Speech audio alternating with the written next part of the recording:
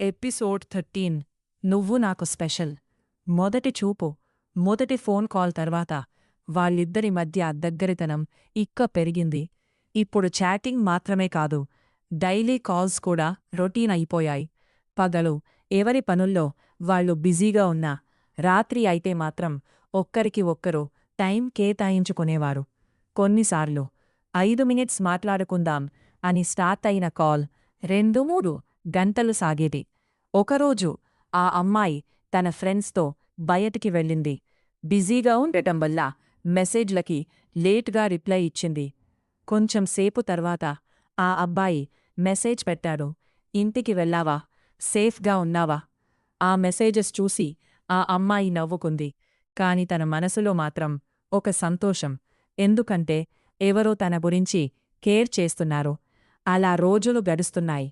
ఒక రాత్రి కాల్లో ఆ అబ్బాయి మామూలుగా మాట్లాడలేదు. తన వాయిస్లో ఏదో బాధ ఉంది.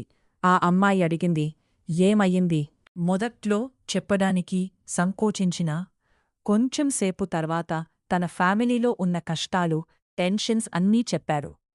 అతను ఎవరితో పంచుకోలేని బాధలని మొదటిసారి ఆ అమ్మాయి ముందు బయటపెట్టాడు. ఆ అమ్మాయి మౌనంగా విని అతనికి ధైర్యం చెప్పింది. నువ్వు ఒంటరివి కాదు, నేను ఉన్నా కదా. ఆ మాటలు విన్న తర్వాత ఆ అబ్బాయి మనసులో ఉన్న భారం కొంచెం తగ్గింది.